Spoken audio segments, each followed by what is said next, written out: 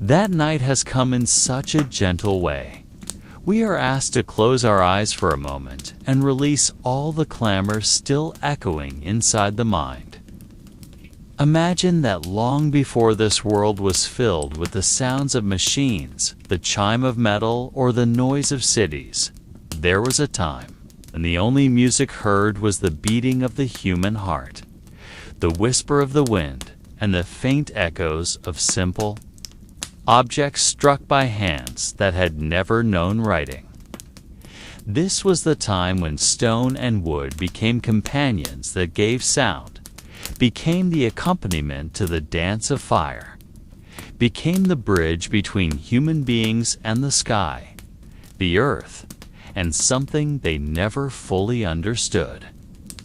And now in this silent space, we are only asked to listen, even though no drum beats anymore, even though everything has been swallowed by time, leaving only faint traces that we can still imagine in the quiet of sleep. So take a breath slowly, release it softly, let your ears listen to something that no longer exists. Let the shadow of that prehistoric drum appear only to guide us toward a deeper calm.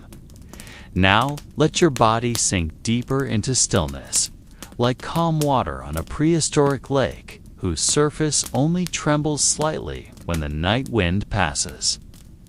Imagine yourself sitting near a small campfire, a fire that only sparkles in orange, and red light, a fire that does not burn too bright, but enough to make shadows move on the ground covered in stones.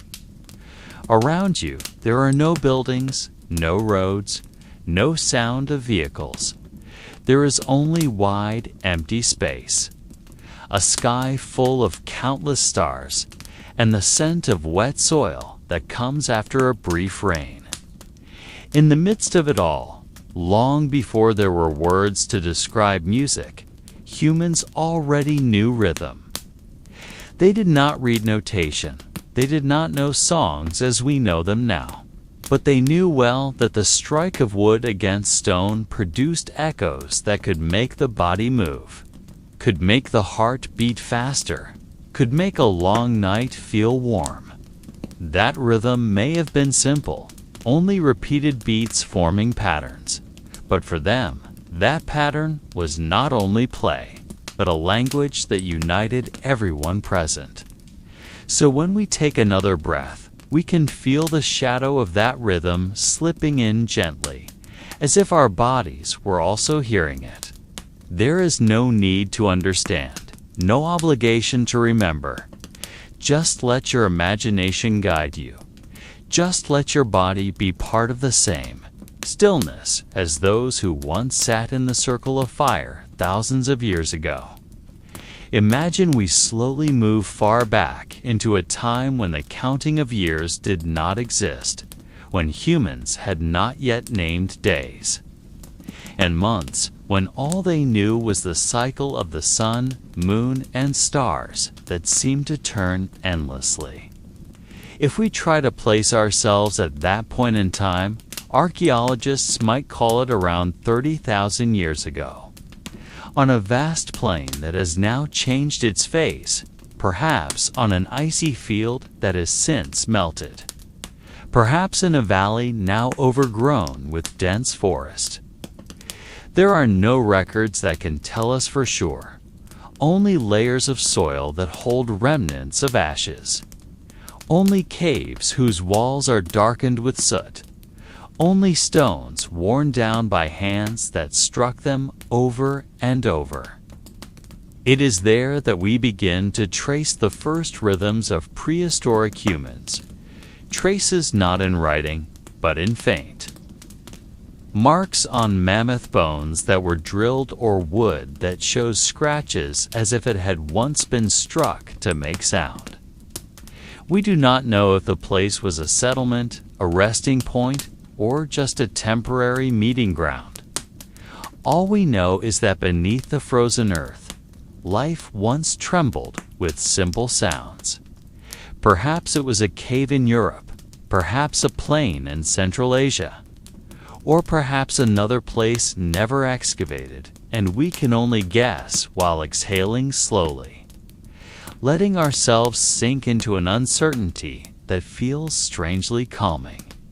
If we close our eyes and let imagination wander, we might see that prehistoric landscape stretching wide, untouched by machines, without the sound of metal.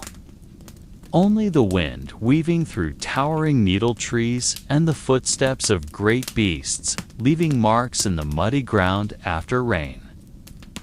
The air in that time was sharper against the skin, the sky darker because no artificial lights chased away the stars, the nights longer, and the sounds of nature louder.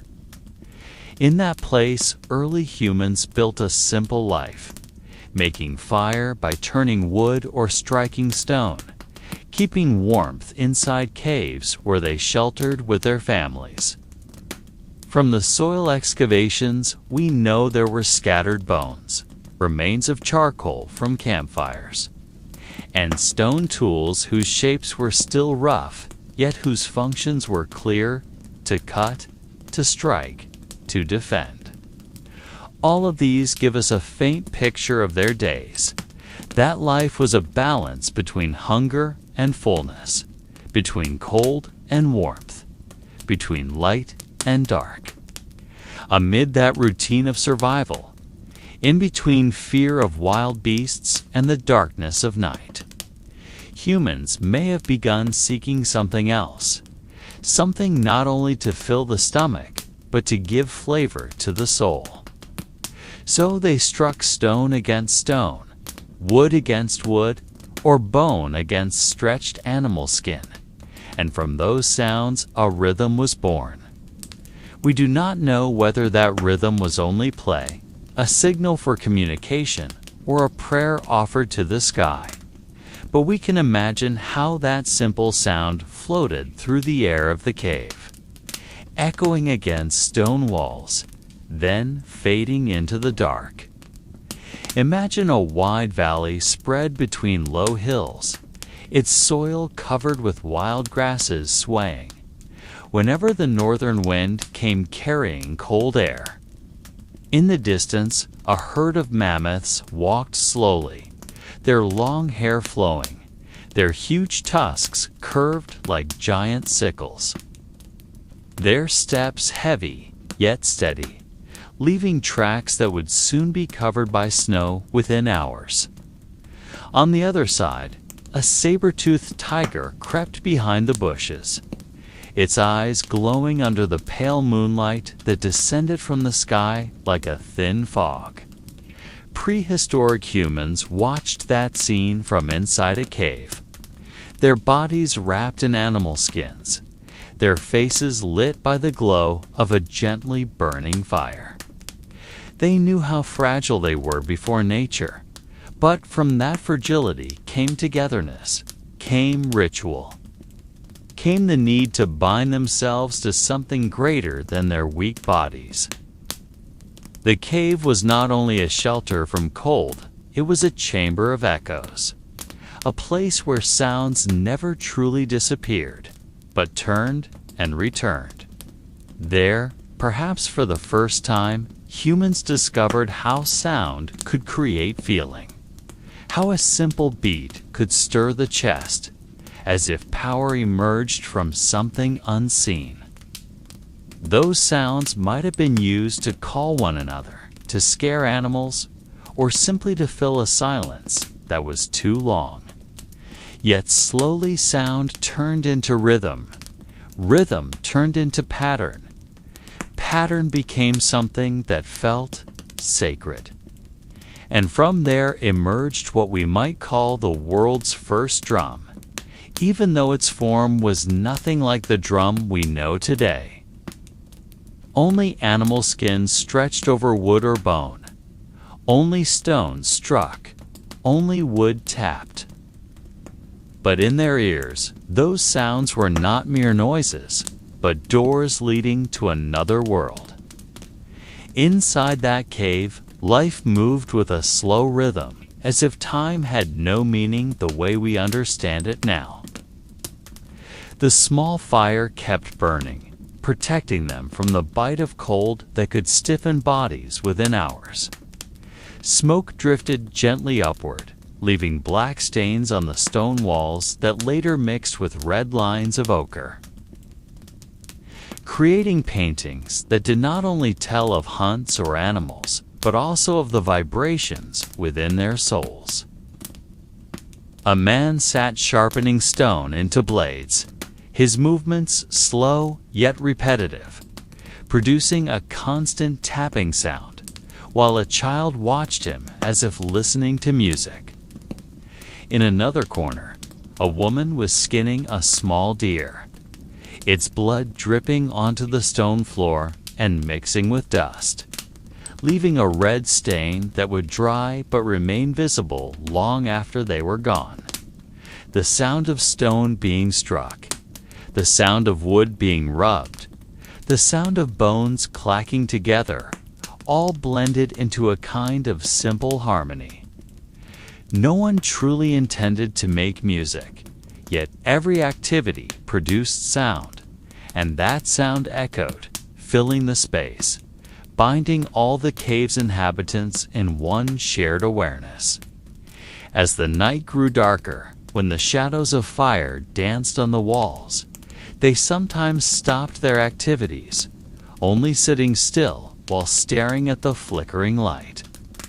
Then, as if without plan, someone struck a stone with a slow rhythm, followed by another tapping wood, until a repeating pattern emerged. That sound made babies stop crying, made the animals hidden near the cave entrance calm, even turned their fear of the night into something they could control. Within that rhythm lay power, comfort, a kind of prayer unspoken but felt together. They might not have known the word music, but they knew the feeling that arose when sounds moved together, a feeling that made their chests tremble, a feeling that perhaps made them believe the world was not only made of cold and hunger, but also of something deeper, something they could never explain.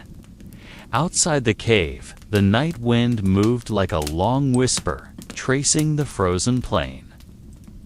The stunted trees growing near the valley creaked softly, their branches rubbing together and producing faint sounds that seemed to answer the rhythm from within the cave.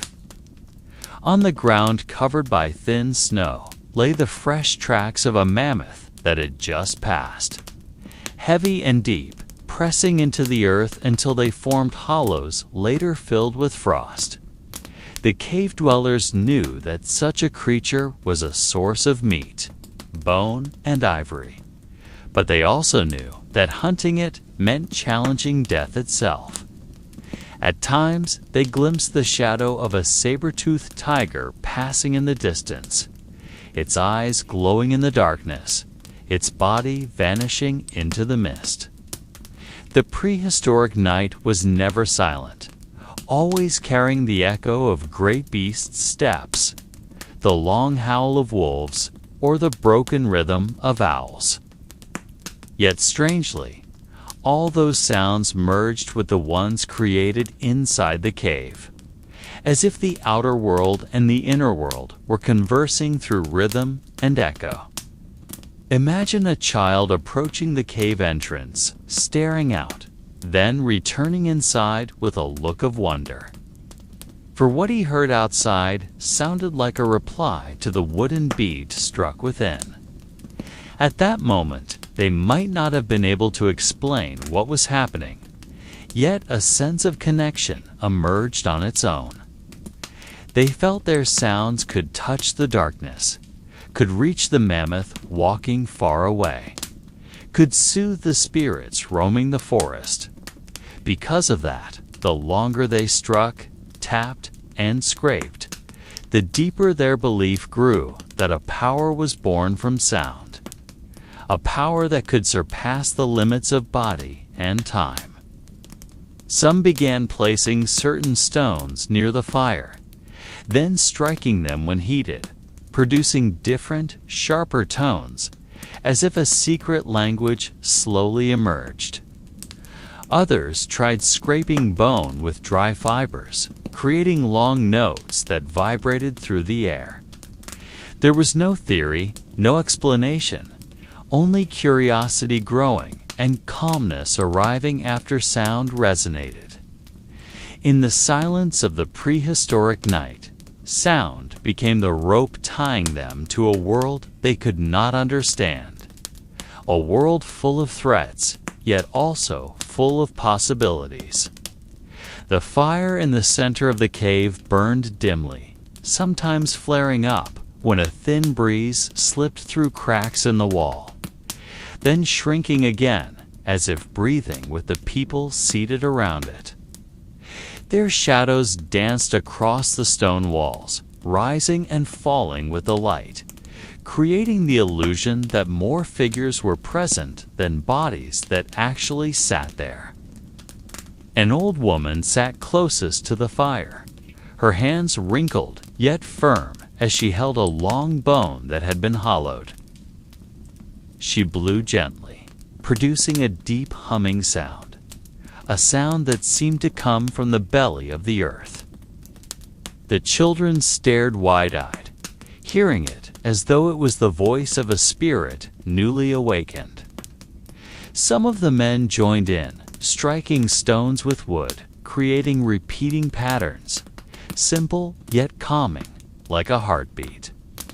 These sounds mingled with the hiss of the fire, with the wind that slipped in from outside, with drops of water falling from the cave ceiling onto the ground. They never gave this music a name, never wrote rules or patterns for it. Yet they felt that these sounds could keep them awake, and at the same time make them feel safe enough to sleep.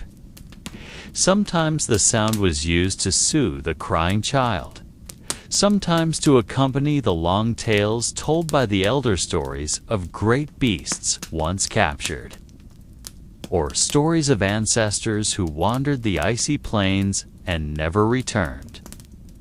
All those tales were accompanied by soft beats filling the space, like pauses, like periods in sentences that were never written. In the stillness of night, they found a way to hear themselves, not only through words, but through sounds that echoed continuously. There were moments when those sounds suddenly stopped, as if all had silently agreed to fall quiet at the same time. In those moments, only breathing and the crackle of the fire could be heard. That silence was not emptiness, but part of the music itself. Silence was the bridge linking one beat to the next. Over time, this pattern repeated night after night until it became habit. No one knew who had begun it first. No one knew exactly when it was born. Yet all felt that without those sounds, the night would feel longer and far more frightening. The cave became a chamber of echoes, a space that held every sound, every beat, every breath, as if the surrounding stones themselves were part of a vast instrument they had never realized they were playing. As night after night passed, the simple sounds born from stone, wood, and bone began to take on a meaning deeper than mere play or a way to pass the time. The people realized that each repeating beat had the power to calm the mind, like a delicate net catching fear and holding it so it would not spread among them. When someone was sick, the beats would be played longer, as though the sound could drive the spirit of illness away. When a hunter failed to return, they would sit around the fire, blowing into hollow bones, striking stone with wood, letting the echoes drift into the darkness as if hoping the sound might serve as a guide for a wandering soul. No words declared it as prayer, no marks confirmed it as ritual, yet all felt it to be so.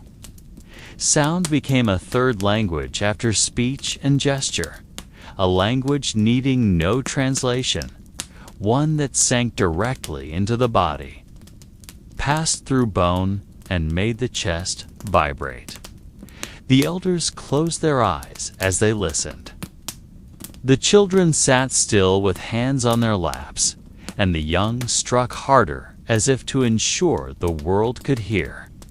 This music was not for entertainment alone, but for maintaining a fragile balance between their world and the unseen one. At times, the sound was used to accompany birth, at other times, to release the dead. There was a moment when a baby cried for the first time, and stones were struck in quick rhythm, like welcoming its arrival with a heartbeat stronger than its mother's. There were also moments when a body was laid into the earth, and the sound of wood being struck came slow and heavy, like long steps into a place that could never be described. Through it all, they never asked why they did it. They only followed, only felt that without these sounds, something would be missing, something would collapse. The sounds clung to every moment of their lives, sharing meals, hunting, waiting for the night to pass. As if each beat was a bridge between human and nature, between the living and the dead, between what could be seen and what could only be felt. And the cave, with walls that preserved echoes, became witness to every sound, as though the stones themselves memorized the patterns and rhythms that humans might one day forget. There arose a faint awareness that music was not merely sound, but a doorway. Doorway never fully opened. It opened just enough to let them feel they were not alone in a world so vast and full of darkness. Over time, the beats struck and the tones blown began to be seen as something more than mere habit. They slowly came to be regarded as an invisible heirloom, something untouchable, yet still passed from one generation to the next. Children sat watching the hands of their elders strike wood, noticing how each blow was never truly the same, no matter how simple it seemed.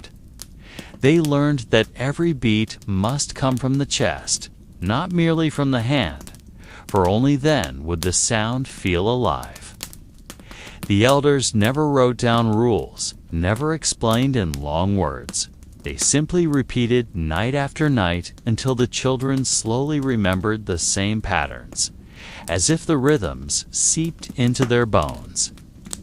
Some believed that if one day those rhythms disappeared, their bond with the surrounding world would vanish as well. And so, every night within the cave, the rhythms were repeated. The children who grew into young hunters carried the same sounds into the forest, striking stones before leaving, as though asking permission from the woods and the animals. The women used them when pounding seeds, turning a simple task into a rhythm that joined hands and breath together. Even the elders, too weak to walk, still sat by the fire, tapping slowly with a small bone, just to ensure the sound never truly ceased. All of this unfolded without vows, without commands, guided only by the feeling that the sound was blood flowing with them. One night, when the sky was draped in heavy rain and the cave filled with dripping water, an elder whispered that these sounds would live on, even when every body had turned to earth. His words were simple, yet the children listening felt as if the cave stones nodded too, holding a promise never spoken. From this arose the realization that an heirloom did not always take the shape of an object, not always something to be held or carried. Sometimes an heirloom was only an echo traveling from one chest to another, from one breath to the next, and though unseen, could be stronger than stone, more enduring than wood, because sound needed only one thing to survive humans willing to repeat it night after night. As time went on, those sounds were no longer just fillers of the night or accompaniments to work, but turned into something that shaped the way they spoke to one another without words. Around the fire, when decisions had to be made about where the hunt would go or when they would move their dwelling, there were not always long speeches. Instead, there were beats struck slowly, and people would understand their meaning as though reading signs from nature. 3 quick beats on a large stone might mean danger, while slow, repeated beats could mean it was safe to remain. These simple patterns were accepted by everyone, and no one ever asked who first created them. It was as if the sounds had already been planted in their chests since birth. Children learn to understand the signals faster than they learn to form sentences. So communication was not only done with the mouth, but also with rhythm. In the stillness of night, a beat from the end of the cave could be a message instantly understood by all without a single shout. This made them feel connected to one another, even when separated by distance, because the same sound traveled through the air and touched each ear in the same way. There was no leader who established formal rules, yet the sound itself became the binding language. Each time the group gathered, the tapping sounds blended with the crackle of fire, creating a kind of wordless council where everyone listened and understood together. In this way, they avoided long quarrels, for the beats carried no tone of anger or noise, but were neutral and calm, causing anyone who heard them to dissolve into agreement without raising their voice. The sound became a way of uniting, a way of reconciling, a way of ensuring the group continued as one. And from that simple habit, an unwritten law was born, that every sound had its place, every beat had its meaning, and everyone had the right to join simply by tapping the stone before them. Yet slowly, the sound of tapping was no longer used only to convey practical messages about danger, direction, or safety. It began to seep into the realm of subtler feelings, something that could not be explained merely by words or gestures. When someone in the group lost a family member to the piercing cold or an unexpected attack from wild animals, they did not speak much. The sound of crying was heard, yes, but what lingered longer in memory was the soft, repeated tapping, as if it reflected the rhythm of a broken heart. They sat together around the fire, letting the beats continue, and somehow everyone knew that this was a way of expressing grief. No one asked for its meaning because the meaning was felt directly inside each of their chests. Likewise, when there was a moment of joy, such as when a great hunt succeeded and food was abundant, the beats turned quick, lively, and full of energy. Children joined in by striking small stones, creating echoes that filled the cave with a simple, wordless celebration. Thus, rhythm became a bridge between the outer world full of threats and the inner world of the prehistoric human heart, as fragile as ours. No teacher taught the patterns of sorrow or joy. They grew naturally, as though each beat was a secret language already residing in the body. Sometimes, when the night was too long and everyone struggled to sleep, a gentle tapping could be heard, almost like a song without a voice, slowly making eyes heavy and bodies feel safe. The beats were like a silent promise that even though the outside world was harsh, Within the circle of fire, there was still warmth and togetherness. They may not have known the terms music, melody, or harmony, but they understood the feeling produced by those simple sounds.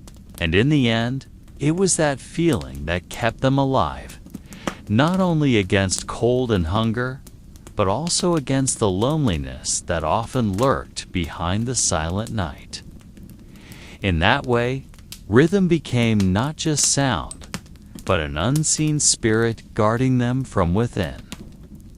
Over time, prehistoric humans began to discover that the beats they produced not only calmed or stirred emotions, but could also create different atmospheres when linked to things greater than themselves. When they faced unexplained forces of nature, such as lightning striking or heavy rains pouring for days, they did not merely hide.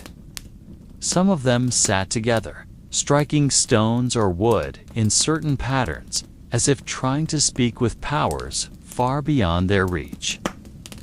There was no word for prayer, yet the sound born from those beats was the purest form of prayer. A language without sentences directed toward the sky, the earth, and everything they could not comprehend. When a birth occurred, the rhythm was slow and gentle, accompanying the newborn's first cries. When death came, the beats grew heavy and repetitive, like footsteps fading into a cave. Slowly, the tapping turned into a kind of ritual. They lit fires, let the smoke rise, then struck in rhythms that were not always the same, but carried patterns understood collectively.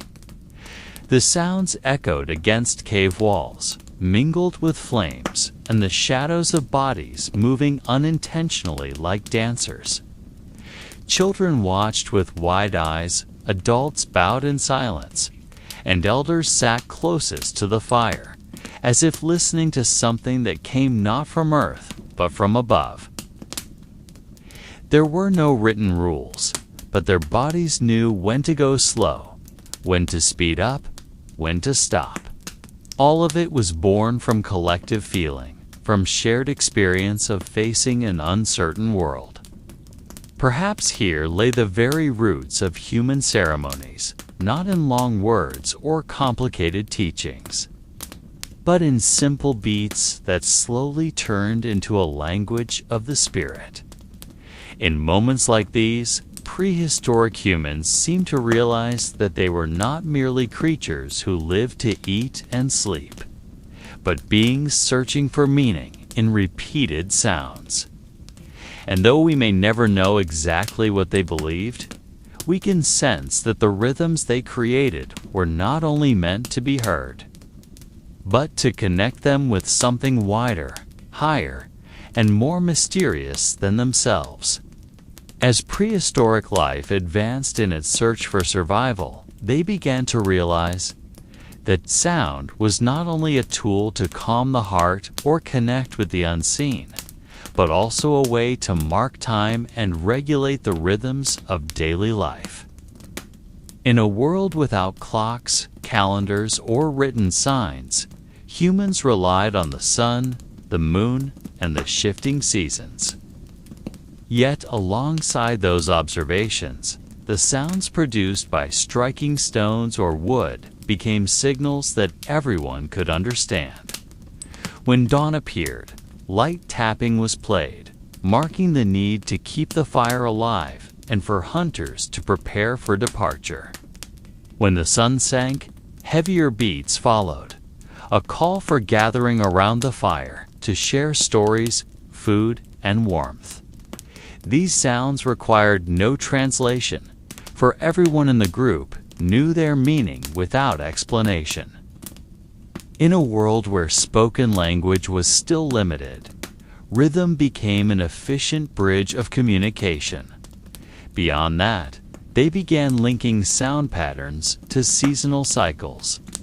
When leaves fell and the cold slowly arrived, beats grew slower, reminding everyone that food must be stored more carefully. When spring came and animals returned, faster beats celebrated and summoned all to join the hunt.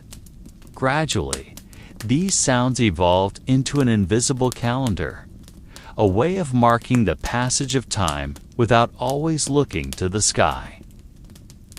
Within the silence of caves, these beats may have sounded simple, but to them, each strike was a marker of life, sign that they did not walk alone, and that shared rhythm was stronger than solitary silence. When children were born, they grew up knowing that the world had patterns to be heard. They learned that before hunting, there was always the same beat, that before eating together, there was a certain rhythm, that before sleep, there was always a soothing pattern. In this way, sound became not only ritual, but also the first teacher of order, teaching how human life was bound to the steady flow of time. Perhaps here lay the origin of the first clock never recorded, a clock not made of wheels or hands, but of beats struck by hand. Over time, prehistoric humans began to realize that sound was not only for regulating the rhythms of daily life, but also held the power to signal danger, emergency calls, and warnings that saved lives. In a world filled with threats, where a beast could appear from behind the trees, or a foreign group might approach with unclear intent, sound became the first alarm before language developed. They created distinct patterns of beats, some quick and staccato to signal danger, others long and repeated to call everyone to gather. In the darkness of night, when human sight was limited, sound could travel farther than a shout. A cry could be swallowed by the wind, could expose their position, while the striking of stone against wood could echo across valleys, reaching distant ears without easily revealing its source. Thus, sound became a silent yet effective weapon of defense. Young children learn to recognize the differences between these beats, knowing when to stay quiet, when to run into the cave, and when to approach the fire. Sound was no longer just music or a marker of time, but a code of life that determined whether they would survive or not. Imagine a night when a group of hunters returned with their catch, and suddenly a guard outside heard the crack of a branch. He did not shout. He struck a small stone 3 times quickly against a large piece of wood, a signal that made everyone inside the cave instantly silent, torches extinguished, and every breath held. In total darkness, that small sound was more valuable than words. It was a warning, a signal, an invisible fortress. Slowly, patterns of sound grew more complex. Perhaps there was a beat that meant water had been found, another that meant a large animal was sighted, another that meant someone was missing. There are no written records, no concrete evidence, but the idea that sound became humanity's first secret language feels plausible. For even today, in the traditions of certain tribes that preserve older ways of life, the striking of wood against trees is still used to communicate in forests, as if the echoes of prehistory have never completely disappeared, but only hidden in places far from the modern world. In this way, we can see how simple sounds of stone and wood, first born as entertainment or ritual accompaniment, gradually transformed into social codes, security systems, and the foundations of broader communication. All of this unfolded without written plans, without design, born only from urgent need and the instinct to survive. On long hunting expeditions, prehistoric humans began to realize that success did not depend solely on courage or numbers, but on their ability to coordinate movements together. Large animals such as bison, giant deer, or even mammoths could not be subdued with a single spear, but with organized strategy and clear signals. Thus, sound became an essential part of coordination. Imagine a wide valley filled with morning fog. Hunters spread among bushes and rocks, waiting for a certain signal to move. They could not shout, for a shout would send the herd fleeing in panic, but the strike of stone against wood could serve as a secret signal. One long beat could mean prepare. 2 quick beats could mean encircle. 3 slow beats could mean attack. With this simple system, they created communication that surpassed words. The animals being pursued did not understand the code, but every human in the group knew what to do. As a result, they could trap the herd, drive it toward a cliff, or force it into a narrow passage where it could easily be speared together. Sound was no longer just warning or entertainment, but an invisible instrument that turned chaos into pattern, fear into courage, and slim chances into great victories. Within each pulse of sound, lives were at stake, families awaited food, and the continuity of the tribe depended. Thus, sound became the heartbeat of every hunt. Children too young to join the chase were taught these beat patterns beside the fire, learning as they struck small stones or dry animal bones, imitating the signals they would one day use when strong enough to join. That tradition was not merely training, but also inheritance. We can imagine, amid the sound of night, insects, and the whisper of wind, those simple beats echoing across valleys, becoming a primitive symphony understood only by humans. Over time, those patterns of sound were not only used for hunting animals, but also in facing other groups. When clashes between tribes occurred, sound could be the signal to attack or defend, to retreat or to deceive the enemy. Rhythm thus ceased to be mere music, becoming part of early human warfare strategies. There are no written records of this, but the traces of such a possibility feel logical.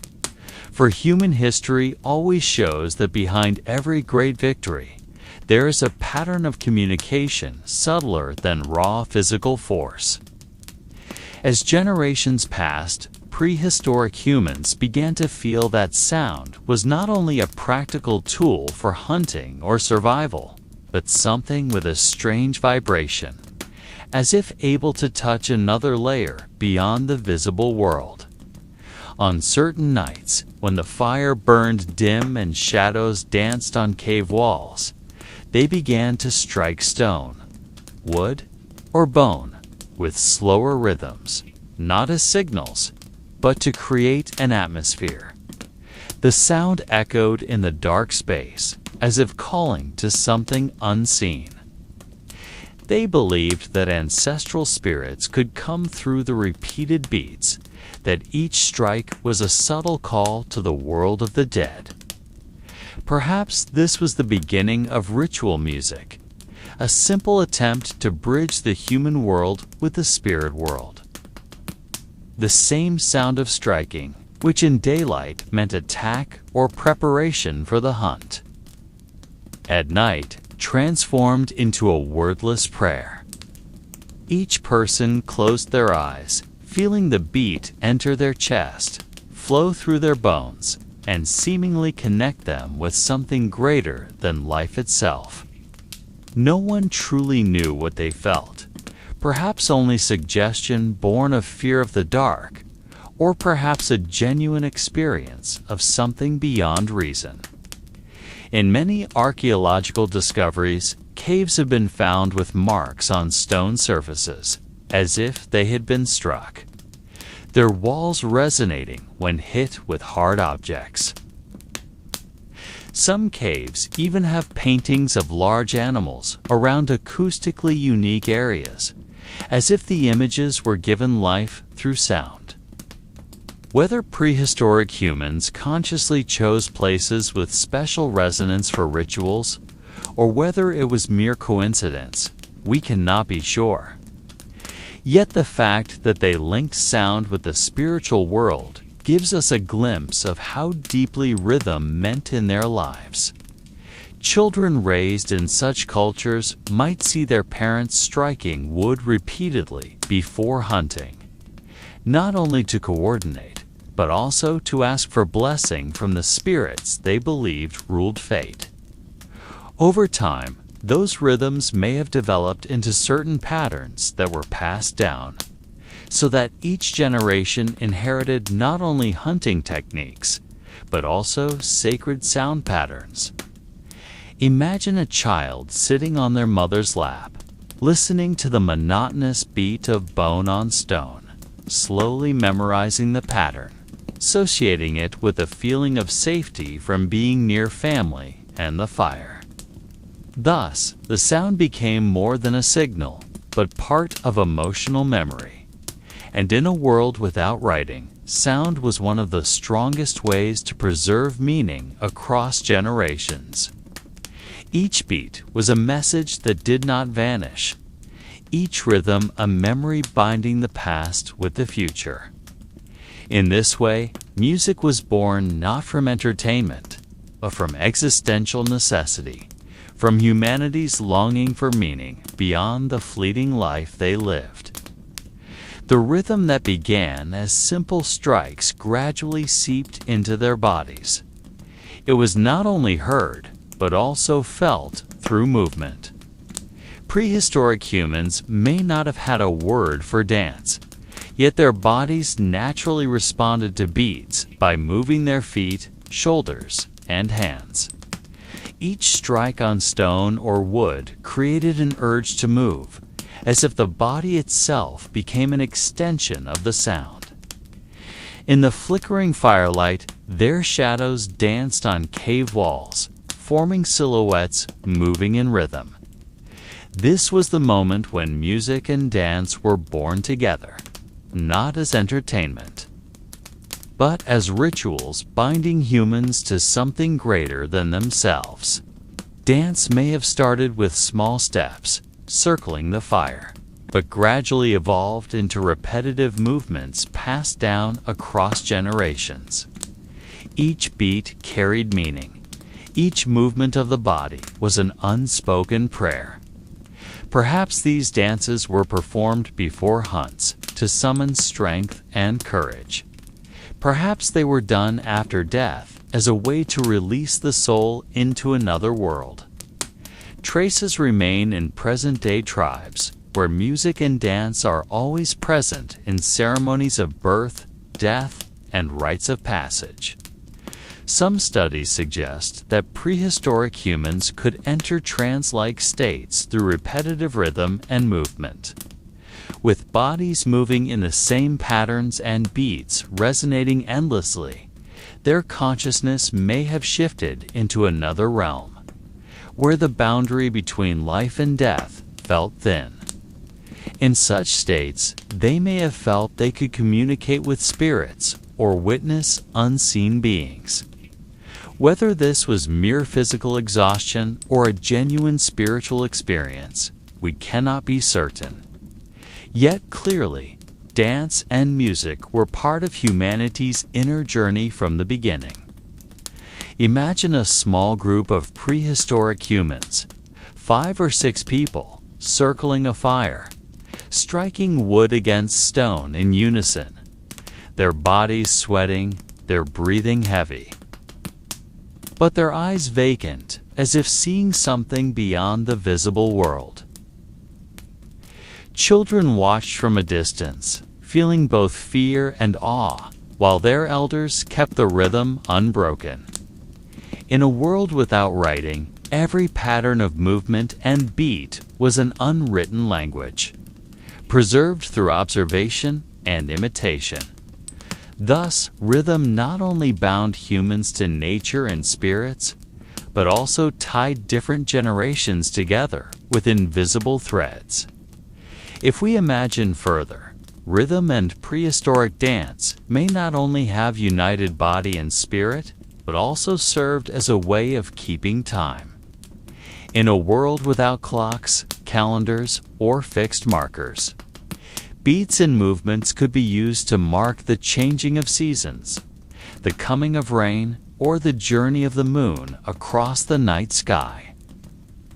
When the full moon slowly rose above the forest, prehistoric groups may have performed special dances with distinct rhythmic patterns, as if greeting the light that guided them through the dark. When winter arrived and food grew scarce, they might have built larger fires, striking wood and stone more forcefully, hoping the sound could ward off the cold or call back lost life. Rhythm became a marker, a kind of living calendar not carved into stone, but repeated in the moving body. Each season carried its own patterns. Each dance was a record of time understood only by those within the circle. To us, from a distance, it may appear as meaningless movement, but for them, every strike was part of how they comprehended the world. No generation ever truly forgot these patterns, for they were passed down not through words, but through experience. Children sat at the fire's edge, absorbing the rhythm without needing instruction. As they grew, their bodies instinctively knew when to move, when to strike, when to turn with the beat. Thus, prehistoric music and dance were living archives of time, not in written form, but embodied in the human frame itself. In certain caves that still preserve ancient paintings, we can see traces of circles, dotted patterns, and repeated lines. Some archaeologists suspect these were not merely decorations, but records of dances and rhythms once performed. Circular lines may represent movements around a fire. Dots may signify particular strikes or beats. If true, then we are witnessing the remnants of the earliest musical scores in history, not in notes, but in symbols only they could understand. How mysterious it is that within every line and circle on cave walls lies the possibility of echoes from rhythms we shall never hear. Yet even though all of it has vanished into silence, those echoes remain within us, as though something deep inside recognizes them. When we hear drums, even in modern music, our bodies often move unconsciously. Perhaps it is a legacy from thousands of years ago, when our ancestors danced beneath the moonlight and struck stones to measure time, in the glow of campfires burning against the dark night. Dance and rhythm were not only markers of time, but also bridges to the unseen world. Many prehistoric groups are believed to have used simple music as a means of communicating with ancestral spirits or supernatural forces they believed in. When they beat drums made from animal hides stretched over wooden frames or struck large bones with stones, the sounds created were not mere echoes, but calls. Each rhythm may have been intended to summon rain, banish illness, or strengthen the courage of hunters about to face danger. Within the circle of dance, they did not merely move, but seemed to enter another state. A trance-like condition where the body felt lighter and the mind connected with something beyond the senses. Shadows danced on cave walls, following the movement of the flames, making it appear as though ancestral spirits were present among them, joining in the silent dance of the night. We can only imagine how powerful that experience must have been when the real world and the spirit world seemed to touch through simple beats. It is possible that each tribe had rhythmic patterns used only in specific rituals, making each beat both an identity and a prayer. These patterns were not written down, nor memorized with words, but repeated until the body knew them instinctively. In that circle, the distinctions between elders, children, hunters, and gatherers blurred, for all were bound in the same pulse. It is not impossible that certain individuals who played the main instruments were regarded as possessing special powers, akin to shamans believed capable of opening doors to other realms. By striking drums or stones in certain patterns, they were thought to call upon guardian spirits, or perhaps guide the souls of the recently departed, so they would not lose their way. All of this remains speculation now, for no one can truly know what they felt. Yet if we listen to the beating of drums in a silent night, especially in rhythms that repeat endlessly, we can feel how our own bodies slowly surrender, our minds drift, and time itself seems to dissolve. Perhaps that same feeling was once shared by our ancestors thousands of years ago, when music was not born as entertainment, but as a doorway into mysteries we may never fully understand. Among the many possibilities, one theme consistently appears in archaeological and anthropological traces: the deep connection between primitive music and death or sacrifice. When we uncover ancient graves filled with objects that seem unusual, there is often a pattern that ties them to rhythm and sound. Imagine a group of prehistoric people digging a hole in the earth, preparing a body for burial, then beating drums of animal hide, striking stones, or blowing through hollow bones to produce long, trembling tones that hovered in the air. Such sounds may have been believed to guide the soul so it would not be lost, like a sonic map that only a newly departed spirit could follow. It is also possible that in certain rituals, sacrifices were made, whether animals or even humans, whose blood was thought to redeem or strengthen bonds with the ancestors. In that atmosphere, drum beats were no longer just rhythms, but the very heartbeat of life being returned to the earth. The repeated sounds mimicked the pulse of a heart, then ceased when the sacrifice was made, symbolizing the transition from life into death. We can imagine a circle of people sitting around a grave, staring into the small fire, listening to the constant beat, until finally the body of the offering was lowered into the ground. The smoke of the fire, the smell of blood, and the rhythmic pounding merged together, creating an overwhelming experience that may have made them feel truly connected to the realm of spirits. Perhaps this is why many ancient tribes viewed music as sacred, never as mere entertainment or celebration. Each tone, each pattern of strikes, was thought to hold magical power. Played wrongly, it might bring disaster, but played correctly, it could open a path to salvation. All of this can now only be inferred from the remnants of objects, from bones found alongside primitive instruments, or from cave paintings showing figures dancing around fire. We will never truly know what they felt, but we can sense faint echoes of it when we close our eyes in a silent night, imagining distant rhythms approaching, filling us with a feeling both strange and gentle, mysterious yet calming. When we imagine the connection between primitive music and the soil where they lived and died, an idea emerges that sound was not merely something created by humans, but something born from the earth itself. The rumble of thunder, the whisper of wind through cracks in rocks, the creak of ice breaking in the mountain soil of these could have been inspirations, or even believed to be the voices of spirits. It is possible that ancient tribes tried to imitate such sounds with simple tools, such as drums made from hollow wood or natural gongs from large stones struck with force.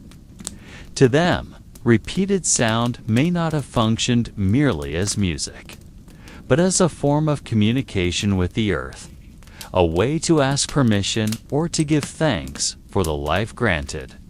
When a body was buried in the soil, these sounds might have been played to ensure the spirit merged with the land, so it would not wander and bring misfortune to the living. We can imagine the silence of a night on an ancient plain with only small torches burning, and within that silence, a soft beat begins. The first strike calls for the attention of the earth. The second knocks on the door of the underworld. And the third declares that the spirit is ready to join the ancestors. All unfolds in a rhythm that is slow, steady, and patient. Perhaps no one dared to speak aloud, for human voices might disrupt the balance. What was heard was only the beat echoing into the distance, blending with the whisper of the wind and the damp scent of soil. Occasionally, the cry of a night bird or the scurry of a small creature could be heard, yet all was soon drowned in the dominance of the rhythm. If we imagine it further, there is a sense that prehistoric humans did not see themselves as rulers of nature, but as small parts of a greater rhythm that existed long before they were born. By beating a drum or striking a stone, they felt they were aligning themselves with a larger pulse, the very heartbeat of the earth. That pulse guided them at birth, in life, and in death, so that each silent drumbeat seemed to merge with the breath of the world itself. And now, though all of this has disappeared, perhaps faint echoes still remain, stored in the soil, in the stone, in the long silence of the night, waiting for someone willing to listen once more. When we try to imagine the daily life of tribes who lived thousands of years ago, we find that rhythm was not present only in rituals or burials, but in every activity they carried out. For example, when they pounded grains with stones, the repeated sound was not merely accidental, but may have been regarded as part of the music of the world. The steady beat, though simple, could provide a sense of security, as if each strike was a reminder that life still continued, that food could still be obtained through their effort. Likewise, when they walked together toward the forest or hunting grounds, their synchronized steps could form a subtle thud upon the earth, as if the ground itself listened and responded to their journey. Perhaps the children running with laughter created their own rhythm, joyful and irregular, yet still part of a greater harmony they did not realize. If we observe further, the sound of water being poured from a jar, the crackling of wood burning in a fire, or the rasp of stone tools being sharpened for the hunt, all could be seen as layers of music composing their days. Without knowing it, the entire settlement lived within a silent orchestra, where everyone played their role without needing direction. And if we think deeper, perhaps this was the reason why at night, when they lit a great fire, the simple beat of a drum could unify all those sounds, becoming the center that absorbed and reflected back the harmony around them. A drum or any object struck repeatedly symbolized that humans were not separate from the rhythm of the world, but part of it. In this way, daily life was not only about survival, but also a silent dance that unfolded without end. No one truly knows whether they were aware of this or not. But the remnants of that rhythm can still be imagined, can still be felt. Even if only through the silence that stirs our imagination. In the end, what remains is the shadow of human beings living simply, moving within patterns never written down, yet still beating in time with the world beneath their feet. When we look at the objects left behind by prehistoric humans, it is possible that some of the tools we assume were only for daily use may actually have served as musical instruments or even ritual mediums tied to sound. A long bone found near a burial site may be interpreted simply as a remnant of a meal. Yet the small holes along its length suggest it may once have been used as a simple flute. The sound that emerged when the bone was blown could have been a call to ancestral spirits, or perhaps just entertainment for children listening by the fire. A flat stone split with a smooth surface may look like an ordinary rock, but when struck with dry wood, it can produce a sharp and clear tone, as if the earth itself were speaking. Even a coconut shell or dried fruit filled with pebbles could have been an ancient rattle, creating a crackling sound when shaken rhythmically. All of this hints that music, or at least ordered sound, was not something that appeared later in history, but was part of human instinct from the beginning. We can imagine someone in a cave, sitting alone, tapping one stone against another just to feel the vibration, just to assure themselves that the world around them was not entirely silent. That sound became a confirmation of existence, a reminder that something beyond their thoughts could respond. And perhaps without realizing it, the objects they kept, collected, or left behind were not only relics of matter, but also relics of echoes that we can no longer hear.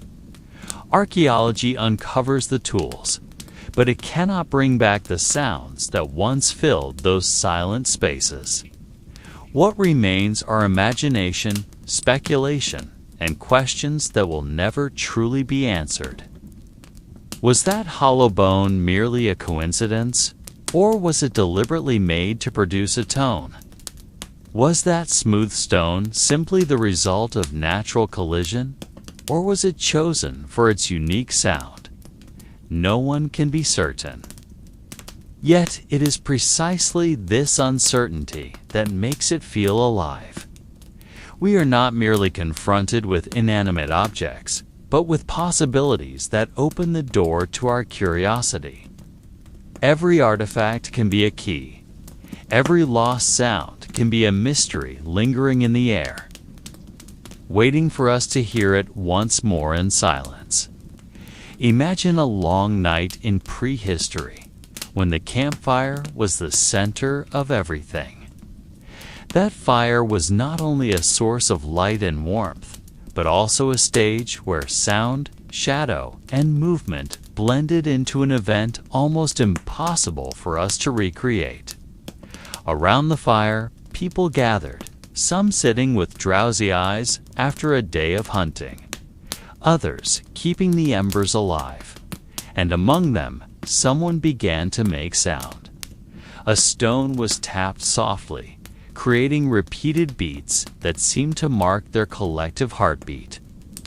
The children, still awake, listened while hugging their knees, while the adults followed with a low, trembling voice. Whether it was a murmured prayer or a simple chant to chase away the silence, shadows of bodies danced on cave walls or on tree trunks at the edges, as if unseen spirits were present and swaying with them. There were no written words, no recorded songs, but harmony was born spontaneously from the need not to feel alone. At times, a flute made from a hollow bone played, thin and wavering, piercing the cold night. Sometimes a rattle of shells or dried seeds was shaken to follow the stone's beat, adding a layer of rhythm that drew everyone deeper. Then there was the human voice itself, not always clear in words, only long sounds rising and falling, resembling wind creeping through the trees. All of it created an atmosphere we might struggle to call music in the modern sense, yet it was clearly not mere noise. It was a form of communication that bound them to nature, to their ancestors, and to one another. The fire kept burning, the sounds kept flowing, and the night moved on as if it would never end. If we stood at a distance, perhaps we would only hear faint echoes like whispers from the earth. But for those within the circle, those sounds were life itself, a way to stay awake, a way to remember the dead, and a way to face the uncertainty that always lingered. Now, after thousands of years have passed, we can only imagine that rhythm, trying to reconstruct it from leftover bones, stones, and shadows.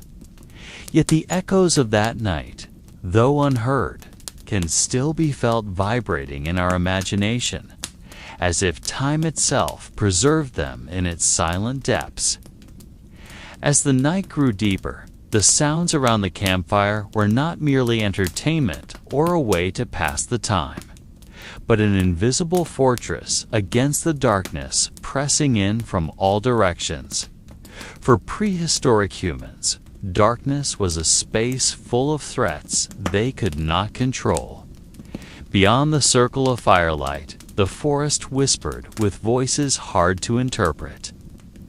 There were the cries of night birds, the faint growls of wild animals, the crack of a broken branch that might only be the wind, but could also be the steps of a hungry creature. In such a situation, the beating of stones, the sound of bone flutes, and the long human chants became wards, as if they were raising a wall of sound to protect themselves from whatever lurked in the dark. The repeating rhythm brought a sense of order, giving the impression that the world outside the fire's circle bowed to the pattern they created themselves. Children who had been curled up in fear began to open their eyes, following the steady beat.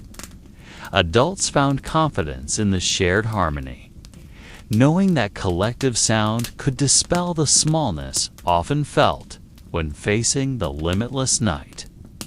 At times, the sound grew louder, almost like a challenge to any animal that might approach, as if they were saying in rhythm that this fire circle belonged to humans, not to be entered by just any creature.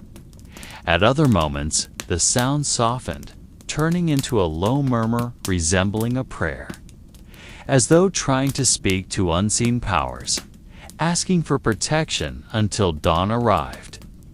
These sounds also became a kind of silent language with nature.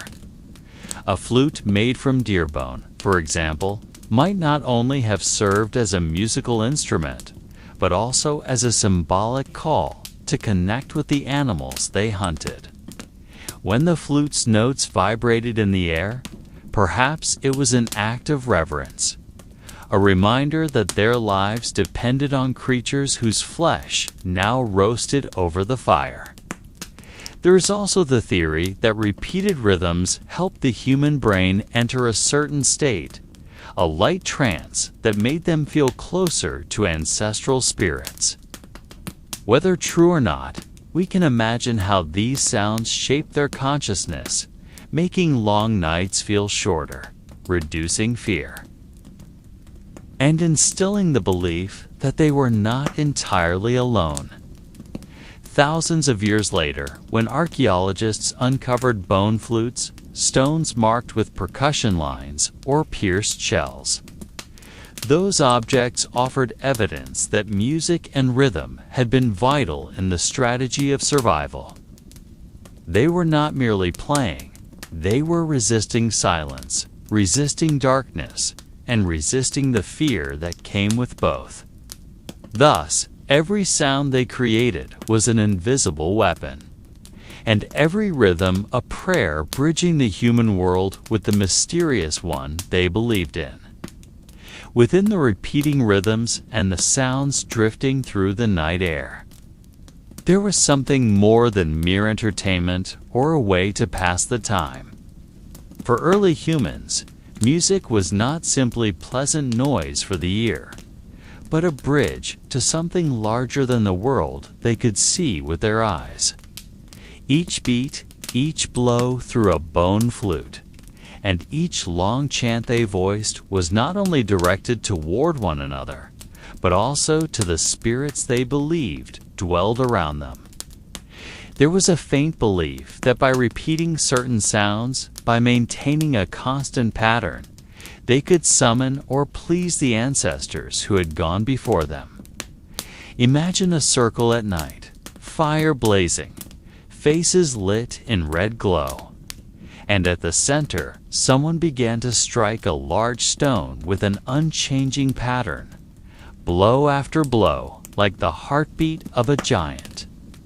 That sound vibrated into the ground, into their bodies, as though connecting their blood with the same earth that held their ancestors' bones. Then the sound of a bone flute followed, flowing like the wind, slipping between the trees, piercing the cold air, and perhaps in their imagination, that sound reached the spirits unseen. The chants that came from human mouths added another layer, a prayer not spoken in daily language, but in long murmurs of rising and falling tones, as if they were copying the voice of nature itself. No one knows whether they truly believed the ancestral spirits were present, or whether they were simply soothing fear with the belief that someone was watching over them from the dark. Yet we can imagine how that sense of togetherness was created, how sound became a tool to channel feelings too complex for ordinary words. Music, in its earliest form, may have been humanity's first attempt at communication with the unseen. Furthermore, it became a glue that strengthened the bonds among group members. As they sat together, staring at the fire, following the same rhythm, they no longer felt alone. Differences of age, strength, or role within the group faded for a moment, replaced by the awareness that they all moved in the same wave. That rhythm, in the end, was not only meant for ancestral spirits, but also for themselves, as a reminder that life together was the only path to survival. When modern archaeologists uncover objects like flutes made from bird bones or hollowed antlers, they can only guess at their exact functions. Whether the instruments were used for hunting, for entertaining children, or for summoning ancestral spirits can never be certain. Yet those traces give us a glimpse that music and rhythm once served as a language, crossing the boundary between the tangible and the unseen. And in this quiet imagination, we can allow ourselves to drift, as if we were hearing once again the ancient sounds echoing among the trees. Sounds born out of need, of fear, and of simple hope. If we imagine further, the music created by early humans was not only a means of speaking to ancestral spirits, but also served as medicine for minds often surrounded by fear and uncertainty. Life in prehistory was a life among countless threats, from wild animals lurking in the darkness, to long and merciless winters, to hunger that could suddenly strike without mercy.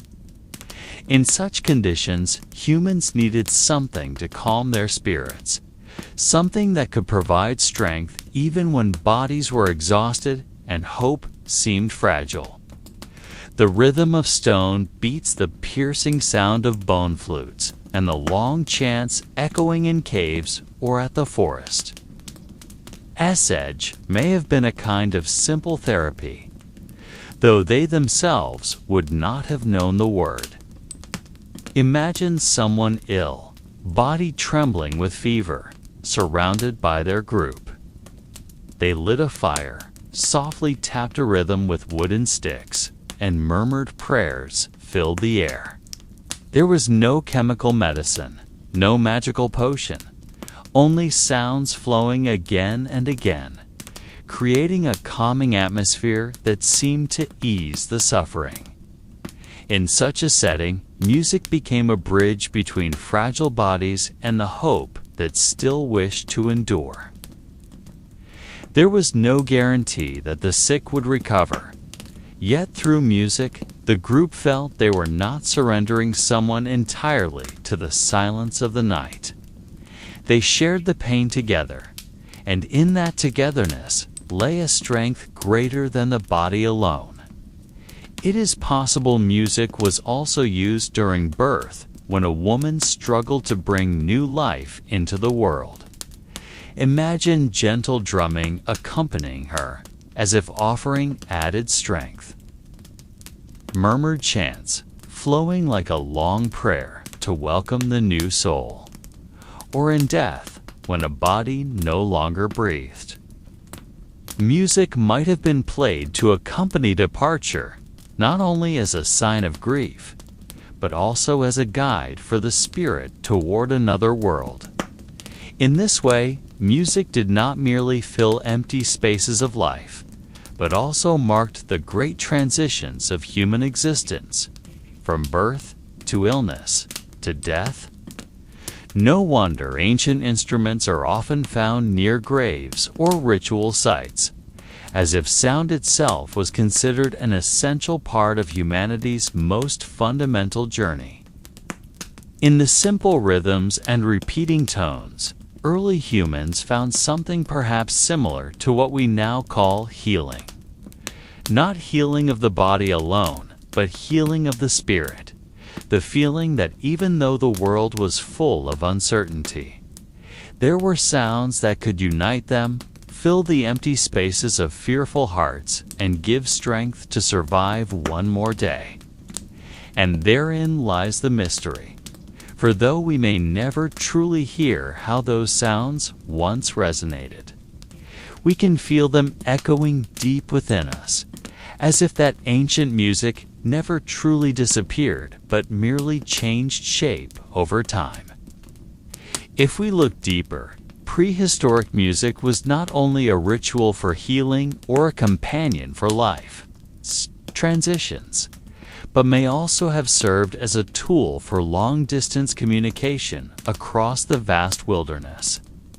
Imagine a small group foraging in a dense forest, separated by thick undergrowth and towering trees.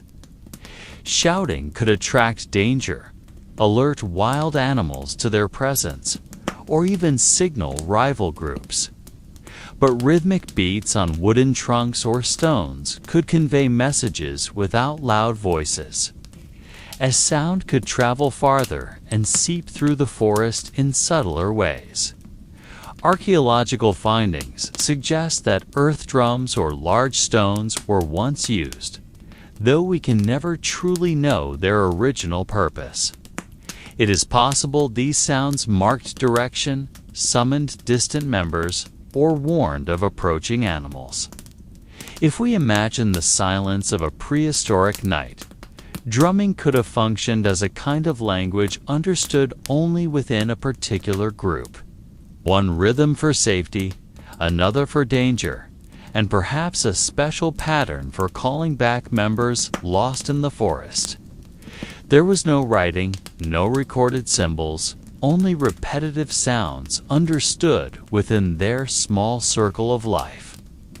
It is even possible that these sounds marked territory. Just as wild beasts roared or clawed trees to announce their claim, early humans may have struck stones or wood with certain rhythms to declare that an area was guarded. This cannot be fully proven. Yet in a prehistoric world where space and resources were contested, the logic feels plausible. On a broader scale, music could also have been a bridge between groups. Imagine two different clans, suspicious at first, gradually finding common ground through rhythm or simple song. Such sounds may have been a way of saying they came in peace, without weapons raised. In this sense, music was not only a practical tool of communication, but also a social bridge easing fears between strangers. The mystery lies in the fact that all this can only be imagined, for there are no written records. Only echoes of the past embedded in simple instruments now buried in soil. Yet the more we try to understand, the more we realize those ancient sounds may have carried functions far deeper than we once believed. In the shadow of history that never fully reveals itself, we can imagine a night when music was not merely entertainment, but the very center of existence. A fire burns at the heart of a circle of early humans, and each person holds a role. Some tend the flames so they do not die. Others sit quietly listening, while some strike simple objects to create repeating rhythms. Those rhythms, though simple, carry a power difficult to explain. They unite hearts across ages, synchronize their movements and togetherness, and offer a sense of safety in a world of constant uncertainty. Children may fall asleep in their mother's lap, lulled by gentle drumming woven with a crackle of fire. Adults may feel renewed strength to survive, as music creates the illusion that they are not alone. Even the oldest, frail in body, may still hum along with the rhythm, as if each beat reminds them they were once young, once running through forests, once hunting alongside the others. We can imagine that music also carried collective memory. A single rhythm pattern may have been passed down from distant ancestors, repeated across generations, becoming part of the group's identity. In a world without writing, rhythm was record. In a world without books, sound was archive. Each beat served as a marker that they existed, that they lived, that they were not forgotten even as ages turned. Yet the greatest mystery is why it all vanished. Why no clear trace remains of prehistoric music except for simple tools buried in the earth? Did the sounds simply cease, replaced by silence, or did they transform into something else? Something that eventually gave birth to the music we know today. No one can answer with certainty. What remains is only our imagination and an unending curiosity that stirs whenever we listen to the silent echoes of the past. At this point, we begin to realize that what remains from prehistory is not merely lifeless objects, but fragments of a puzzle that seem to challenge us to hear something that no longer makes a sound. Ancient musical instruments unearthed in caves or buried deep in soil are not just artifacts, but doors to a world we can never fully see. A long, hollow bone may have been humanity's first flute, though we do not know what melodies were once breathed into it. Stones struck to resonate may have been the first drums, though we cannot know the rhythms that once made people dance around the fire. All of this evokes an emptiness that captivates, for the more we seek answers, the deeper we sink into silence. Historians and archaeologists attempt to interpret, comparing shapes to other cultures, constructing theories about meaning and function. Yet still, no sound can ever be recovered from thousands of years ago. All we possess are speculation, imagination, and the pressing weight of silence. Within that silence, we are reminded that history is not a complete record, but a mosaic with missing pieces. Perhaps those ancient rhythms were never intended as music in the sense we understand, but as a means of communication with something higher, with spirits, with nature, or with ancestral souls. Perhaps the beats and the breaths were not entertainment, but bridges between the visible and the unseen. We can imagine that in each echo there was a whisper of prayer, a call not directed to other humans, but to forces that defy explanation. This mystery cannot be solved, and perhaps it does not need to be solved. For it is within uncertainty that we feel a closeness to those who lived long before us, as if their silence still vibrates in the air, waiting for us to listen in stillness. The deeper we trace these remnants, the more it feels that silence has its own language. Imagine a quiet cave in an ancient mountain, its walls painted with simple forms, reddish-brown lines depicting hunted animals, human hands, and symbols we cannot decipher. Among those drawings, perhaps someone once sat, striking stone with wood, producing a thud that echoed, then waiting for the echo to return. Perhaps they were not seeking melody, not seeking amusement, but listening for an answer from nature. The sound bouncing off the cave walls might have been taken as a reply from the spirit of the mountain, or the voice of ancestors speaking from beyond. When we now see those simple tools in museums, we often forget that they were once not silent. They once vibrated, once made the air quiver, once ignited a kind of resonance within the chest of those who heard them. What remains now is only stillness, bone without sound, stone without thud, wood without echo. Yet from that stillness arises a power, a mystery stronger than any melody we might try to recreate.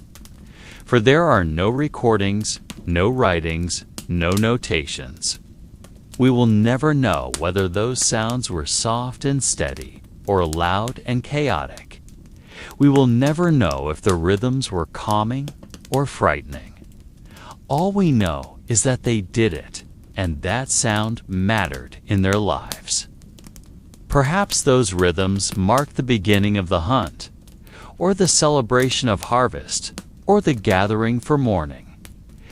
Each possibility draws us deeper into the silence, making us listen for something that is no longer there, as though our ears search for an echo lost forever. At this point, we begin to understand that the silent drums are not merely relics, but invitations to listen to empty space, invitations to accept that not all things are meant to be solved. If we try to imagine further, we might find that the silence surrounding these ancient drums is not merely the loss of sound, but the loss of meanings that may once have guided their lives. Picture a long night upon icy plains thousands of years ago, a campfire glowing dimly, and a group of people gathered around it. In the hands of one of them lies a long piece of bone, struck gently upon stretched animal hide fastened to a wooden frame. The sound produced may have been simple, yet for them, perhaps it was the very center of that night, the pulse that united the group. making each person feel part of the same circle. That sound might have been a sign that they were not alone, that there was something greater than the fear of darkness and cold surrounding them. We, listening from the distance of time, can only guess whether each strike was a prayer or a call to ancestral spirits, or merely a way to keep their bodies warm in a repeating rhythm. Behind those possibilities lies a deep yearning to understand how humanity first realized that the world could be given pattern that chaos could be, tamed by beats that time could be measured not only by the rising and setting of the sun, but also by the intervals between repeating sounds. Yet because none of this was recorded, what remains for us is only speculation.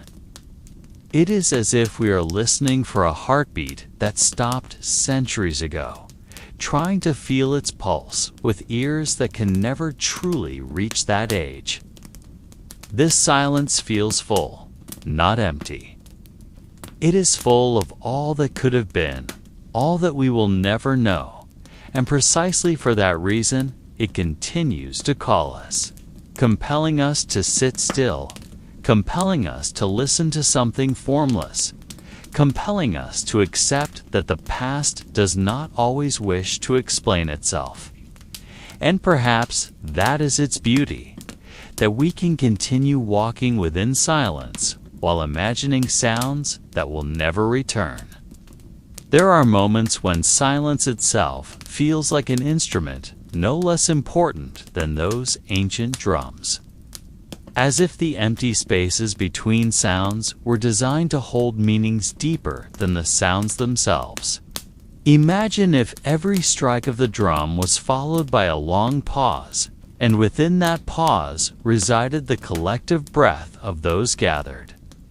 The whistle of wind slipping through cracks of the cave, the crackle of branches burning in the fire. Perhaps for them, silence was not an absence, but part of the music itself. Something that allowed spirits to enter and leave.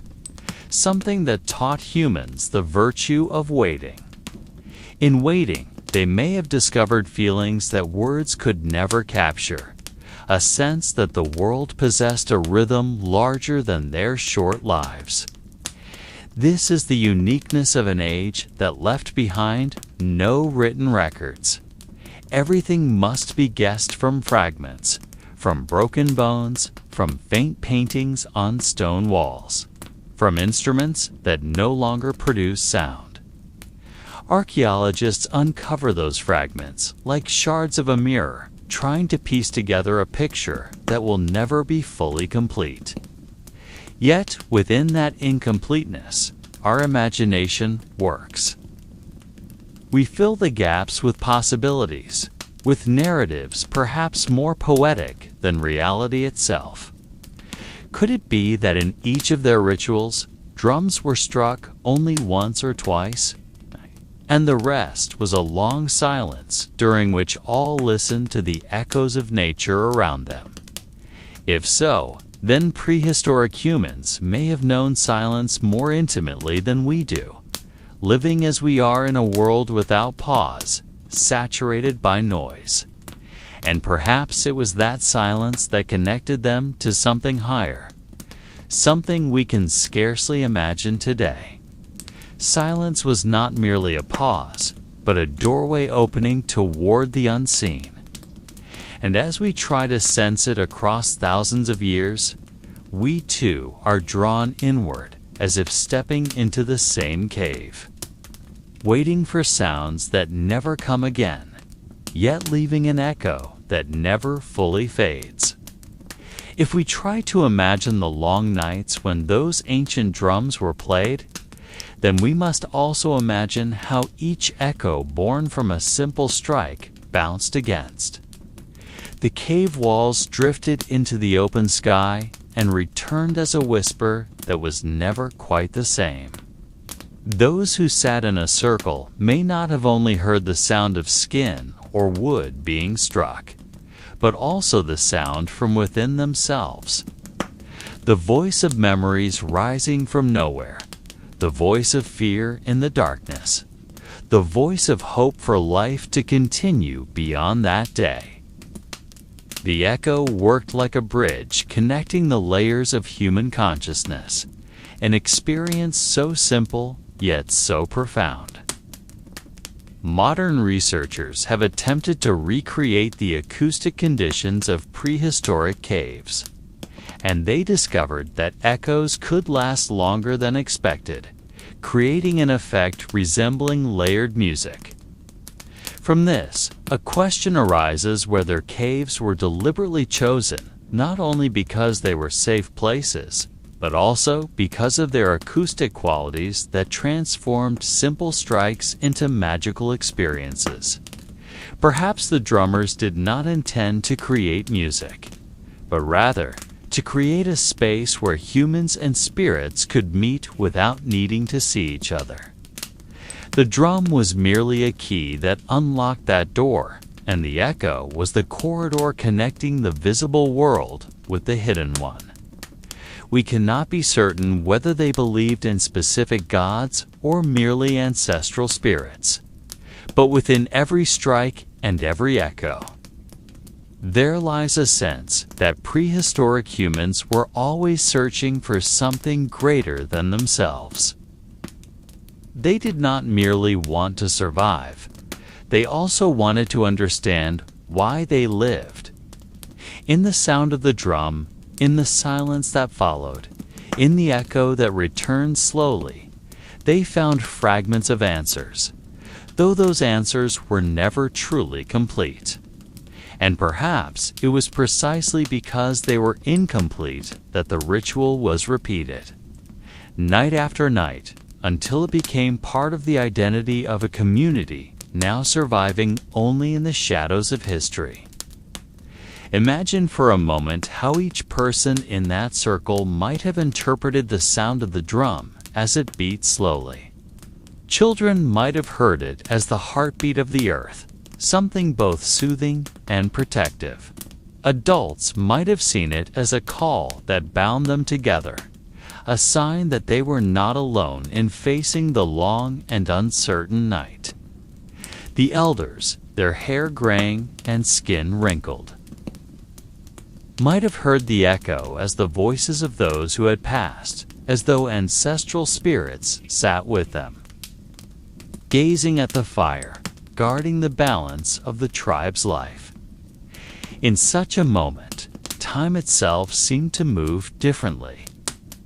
The steady repetition of the drum beat dulled exhaustion, postponed hunger, and slowed the pulse of anxiety. The night could feel longer or shorter, depending on how their hearts connected with the rhythm. Modern researchers often compare this state to meditation. Since consistent rhythmic pulses can lead the human mind into a space between consciousness and unconsciousness, between sleep and wakefulness. Perhaps this was why the drum ritual mattered so deeply, not only as simple music, but as a means of resetting the relationship between humans and their surroundings, their kin and themselves. No writing can confirm the exact meaning of such rituals, but the silence left behind after the drum ceased is proof that prehistoric humans never lived entirely in muteness. They always sought a way to converse with the world, even before words were born. And the drum, in all its simplicity, became the first voice that bound their souls into a unity that our language today struggles to explain. As the echo of the drums slowly faded and the fire in the center of the circle left only a faint red glow, the atmosphere shifted into a deeper silence. There were no laughs, no conversations. Only the whisper of the night wind slipping between the trees and the sound of insects that seemed to keep their distance. In that silence, some closed their eyes, as if trying to capture something unseen. Others gazed at the sky, searching for star patterns that might carry a sign, or simply calming their hearts with the distant flicker of light. At times, the elders would raise their hands, their fingers moving as though writing something in the air. Perhaps a prayer, perhaps a message for the unseen. In such moments, it was hard to tell whether they were speaking to the sky, to the ancestors, or merely to themselves. The greatest mystery revealed itself not in the beating of drums or the cries of the hunt, but in the quiet. It emerged in the way they allowed themselves to surrender to the darkness. Accepting that some things could never be fully understood, yet must still be honored. Many archaeologists have uncovered traces of such rituals in the form of ashes, bones, and stones arranged in strange patterns, as if marking something once considered sacred. Yet none can confirm their true meaning. Was it a plea for harvest, a prayer for protection from beasts, or simply a way to resist loneliness in a vast and silent world? No one knows for certain. What remains is only the whisper of our imagination, trying to piece fragments into stories. And the more we try to understand, the more it seems that some layers were meant to remain blurred, as though the past itself wished to keep its secrets. In the end, perhaps it was not answers they left for us, but silence itself. Silence that teaches us that humanity, from the beginning, has always lived side by side with mystery. And without mystery, we might never keep asking. The night finally closes the story in silence, as if every sound, every trace, and every prayer ever spoken has dissolved with the dew slowly falling upon the ancient soil. The drums that once thundered now remain only as shadows, faint echoes that sometimes drift through our thoughts when we gaze into stillness. The buried bones remain quiet, offering no answers, holding their positions as though they still wish to tell us something, yet choosing to let us keep guessing. The stones once struck to make rhythm now lie in silence, covered with moss and earth, no longer resonating, yet still holding the memory of the hands that once lifted them. In this bedtime tale, we walk among the shadows of the ancestors, hearing their footsteps in the long-vanished grass, and feeling their breath within the wind circling the ancient trees. We do not know who they were. We do not know their names. We do not know their language, yet we know they once existed. Gazing at the same sky, the same moon, and the same stars as we do. Perhaps they too once asked the same questions. Where do we come from? Where are we going?